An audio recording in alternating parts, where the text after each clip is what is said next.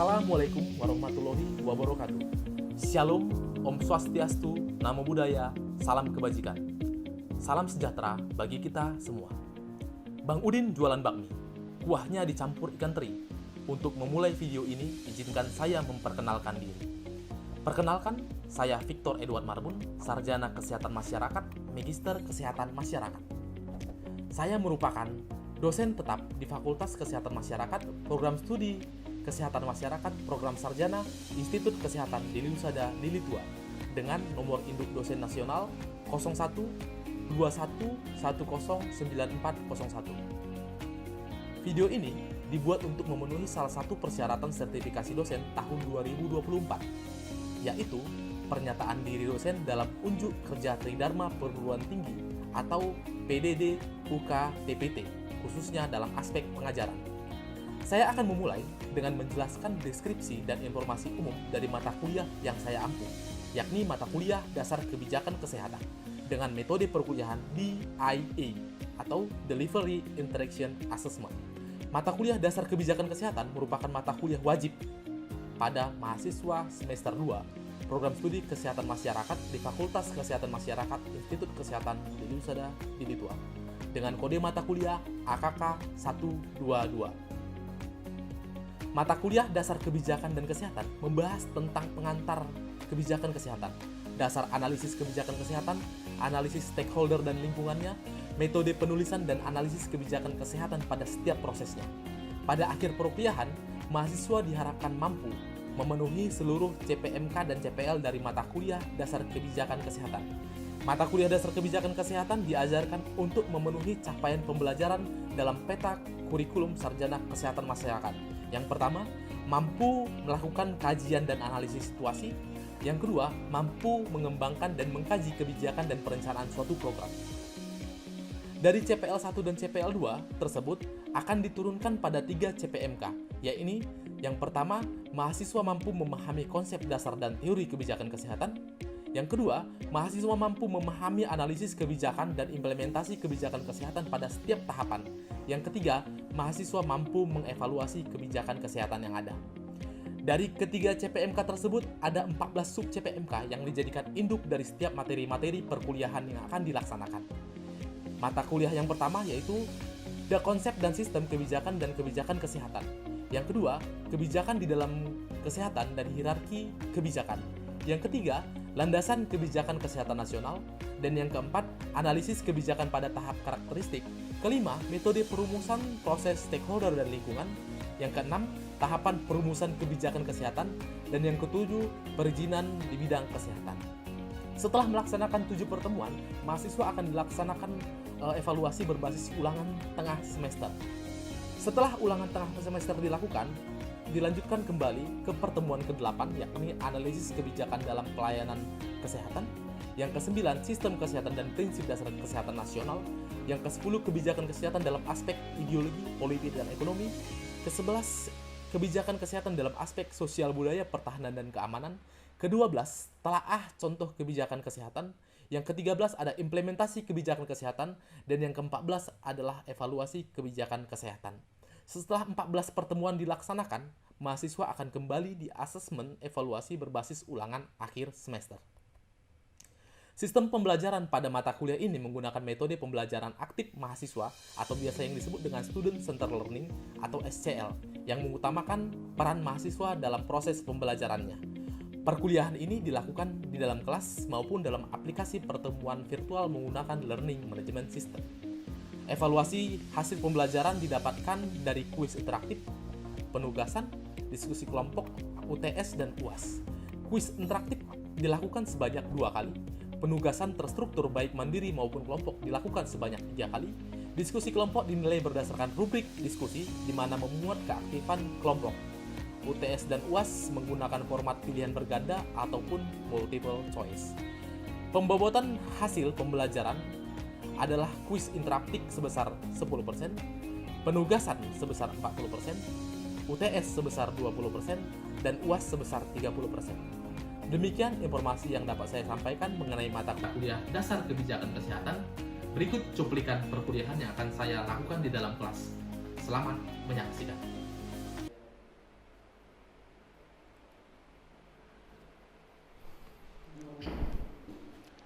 Baik, selamat pagi semuanya.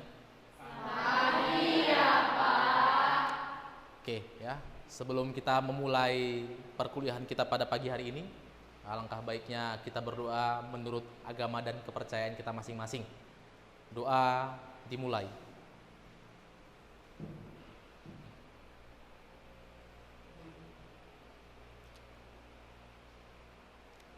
Doa selesai.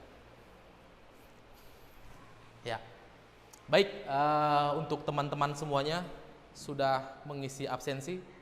Sudah ya Pak. Oke, ya bagi yang belum melakukan absensi untuk pertemuan kita pada pagi hari ini, saya berikan waktu 5 menit ya untuk kalian bisa mengabsensi diri kalian di Learning Management System ya di LMS. Silahkan ya, 5 menit saya berikan waktu. Oke, selepas dari itu ya yang tidak mengisi dianggap tidak hadir. Oke, untuk memulai pembelajaran kita pada pagi hari ini ya, kita akan membahas mata kuliah dasar kebijakan kesehatan. Ya, saya mau reminder sedikit di pertemuan kita minggu yang lalu.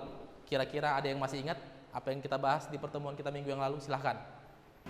Saya Pak, izin Pak, materi minggu lalu itu ada konsep dasar sistem kebijakan dan kebijakan menurut para ahli Pak. Baik, terima kasih Ezra ya. Kita minggu lalu membahas tentang kajian konsep sistem kebijakan dan definisi kebijakan menurut para ahli. Oke, saya mau tanya lagi nih, kira-kira ya di pertemuan kita minggu yang lalu siapa yang masih ingat apa yang dimaksud dengan sistem? Silahkan angkat tangannya.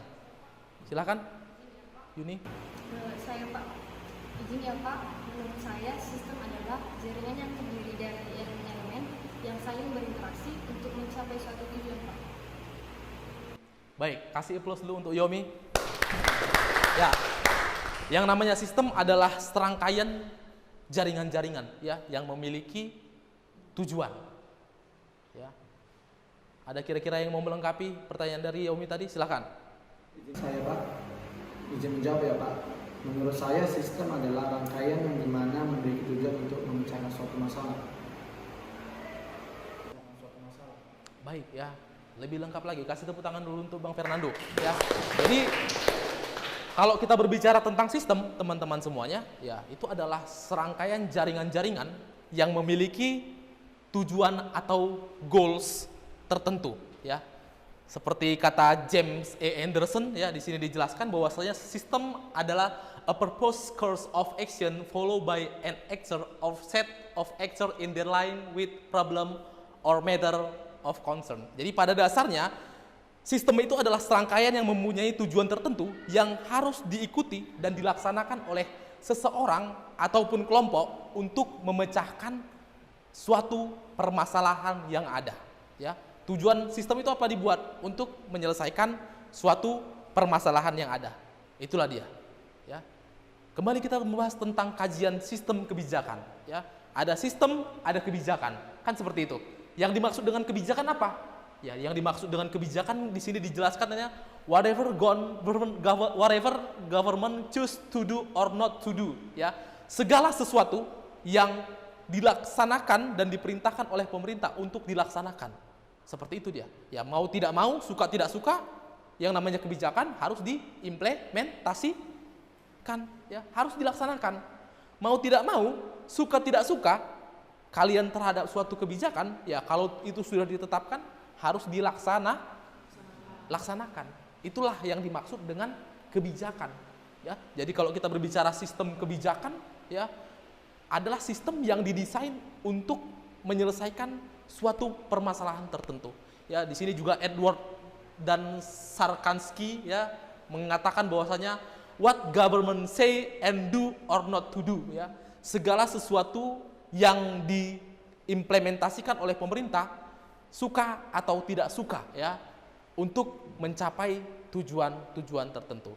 Itu adalah definisi sistem kebijakan, ya.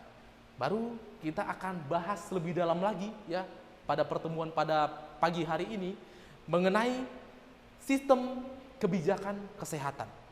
Tetapi ya, sebelum saya masuk ke materi pembahasan kita, saya mau tanyakan dulu ya ke kalian. Kira-kira ya, menurut kalian apa yang dimaksud dengan kebijakan kesehatan. Silahkan. Oke, Veronica, silahkan Veronica. Kebijakan kesehatan adalah serangkai langkah atau tindakan yang dirancang untuk menyelesaikan suatu masalah kesehatan. Baik, terima kasih. Kasih tepuk tangan untuk Veronica dulu. Ya, jadi pada dasarnya ya teman-teman mahasiswa semuanya ya, kalau kita berbicara tentang kebijakan kesehatan secara spesifik ya, di sini sudah dijelaskan ya. Kebijakan kesehatan adalah serangkaian langkah dan tindakan yang dirancang untuk mempengaruhi sistem kesehatan ya, mempengaruhi ya, dengan tujuan untuk mencapai berbagai hal mulai dari peraturan keamanan makanan, obat-obatan, hingga program-program pencegahan penyakit dan promosi kesehatan. Inilah yang menjadi domain daripada kebijakan kesehatan di Indonesia. Ya, kalau kita berbicara tentang kesehatan, ya spesifiknessnya yang kita bahas itu adalah tentang kebijakan kesehatan dan implementasinya. Ya, seperti itu. Di Indonesia sendiri, ya teman-teman semuanya, karakteristik kebijakan kesehatan itu cenderung ya diatur ke dalam beberapa subbab ya. Yang pertama itu mulai dari akses dan pelayanan kesehatan ya. Di sini bercerita tentang bagaimana akses pelayanan kesehatan di Indonesia ya, mulai dari kesehatan primer ya sampai pelayanan kesehatan subspesialisasi dan lain-lain sebagainya. Yang kedua ada peraturan dan perizinan ya. Bagaimana suatu organisasi, kelompok ataupun orang ya ingin mendirikan suatu fasilitas pelayanan kesehatan ya, tentunya nggak mudah ya seperti itu. Kenapa? Karena memang banyak aturan-aturan yang mulai harus diterapkan mulai dari AMDAL-nya dan lain-lain sebagainya. Yang ketiga ada promosi kesehatan ya, keempat ada pencegahan penyakit, kelima ada pembiayaan, yang keenam ada obat-obatan, ketujuh ada sistem kesehatan nasional, dan kedelapan distribusi sumber daya manusia di bidang tenaga kesehatan ya. Kedelapan domain karakteristik ini ya, ini merupakan persoalan yang paling umum ya yang ada di dalam pelaksanaan kebijakan kesehatan Indonesia. Contohnya gimana? Contohnya kita berbicara tentang distribusi sumber daya manusia ya, khususnya tenaga kesehatan ya. Menurut pandangan dan pemahaman kalian, bagaimana gambaran distribusi sumber daya manusia khususnya nakes di Indonesia? Apakah sudah sesuai dengan seyogianya atau bagaimana? Silakan. Ada yang bisa memberikan pandangan? Oke, baik. Silakan. Saya Pak, izin menjawab ya Pak. Menurut saya, karena masih banyak puskesmas yang distribusi tenaga kesehatan itu belum tepat, khususnya daerah yang 3T Pak, terpencil, terluar, dan terdekat Pak. Baik, terima kasih. Kasih tepuk tangan dulu untuk si Enda. Ya, sama seperti yang disampaikan adik ya teman kita si Enda tadi, bahwasanya ya pada kenyataannya di Indonesia ini ya distribusi nakes itu belum berbasis pemerataan ya. Belum berbasis pemerataan. Artinya apa? Ya artinya nakes tadi hanya ya menumpuk di lokasi-lokasi dan wilayah tertentu.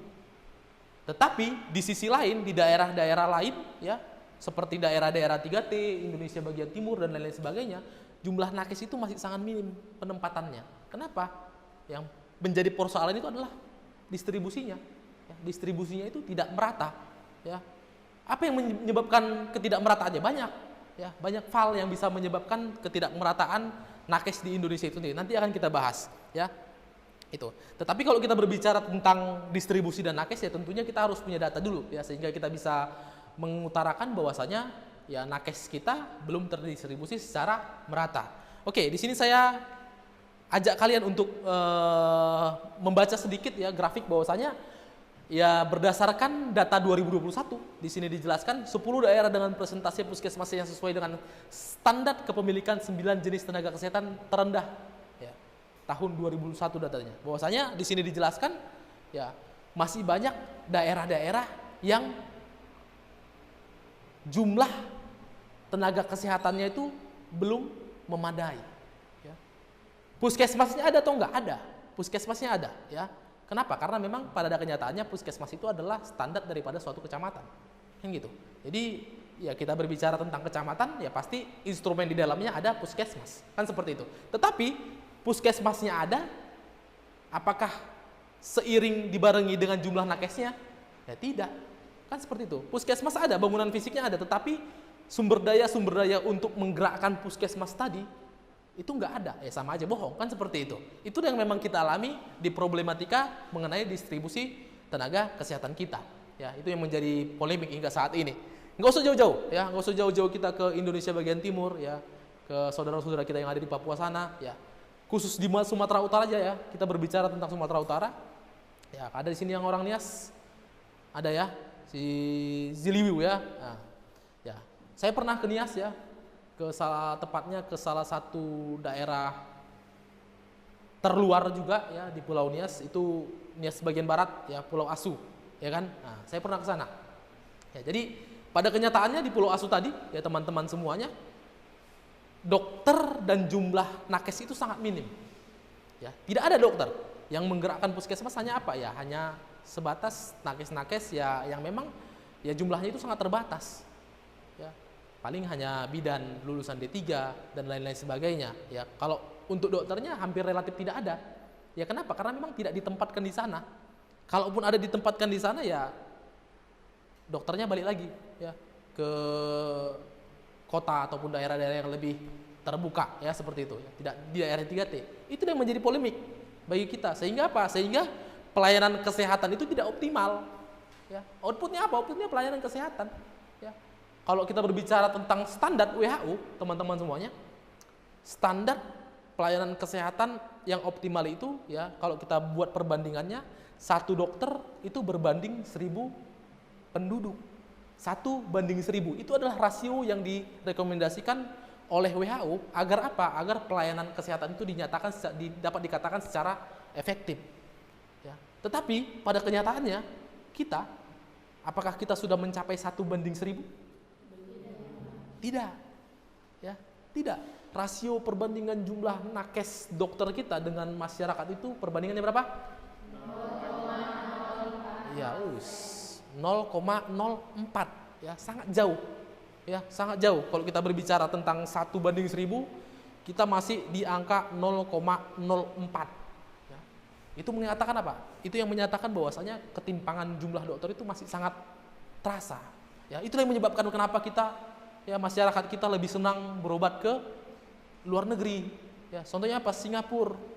Ya, kalau kita berbicara data di Singapura itu rasio jumlah dokter dan penduduknya itu udah 3:1000.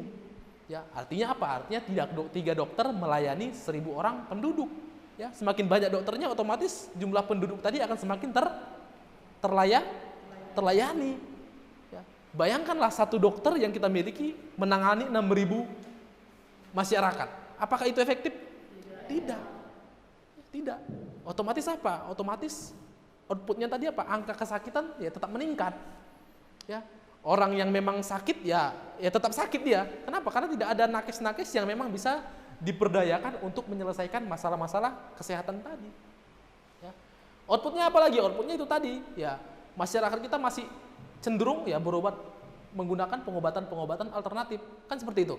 Yang harusnya dia penyakit kanker kan gitu kan? Ya karena tidak ada dokter yang bisa mengedukasi ya, tidak ada nakes yang bisa memberikan gambaran bahwasanya penyakit kanker itu disebabkan oleh multifaktor, ya masyarakat kita lebih percaya penyakit kanker itu disebabkan oleh guna, kan gitu kan?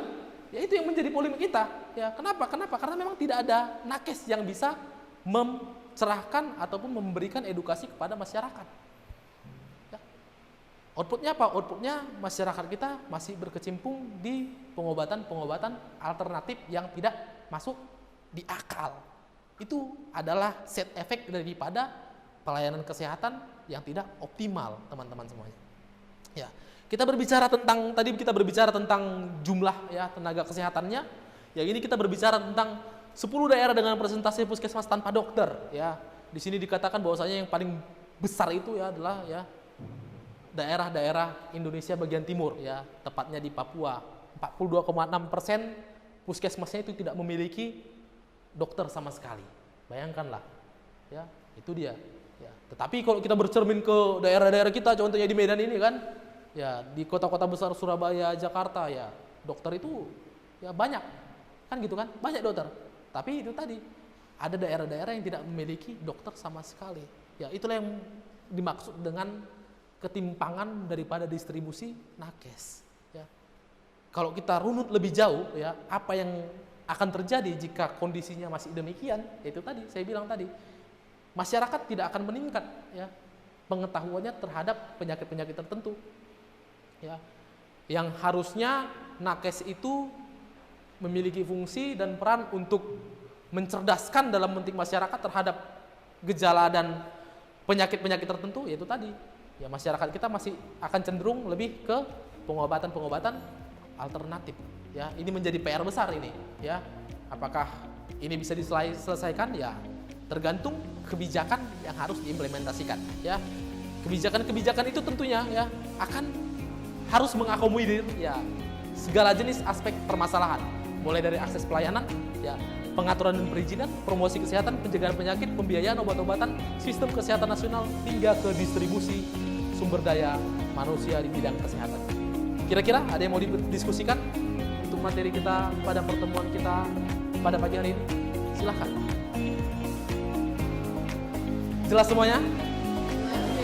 Oke, ya untuk pertemuan kita pada pagi hari ini kita cukupkan sampai di sini. Ya, untuk tugas yang sudah saya sampaikan kepada kalian, ya silahkan dikumpulkan paling lama minggu depan. Ya, nanti dikumpulkan satu orang aja, mengumpulkan ya antara ke meja saya supaya nanti saya assessment dan saya cek. Ya, semuanya wajib mengumpulkan. Ya, kalau nggak mengumpulkan tentunya nggak dapat nilai. Ya kan, nggak dapat nilai nanti ya. Oke, bisa? Kita akhiri pertemuan kita pada pagi hari ini. Terima kasih, selamat pagi.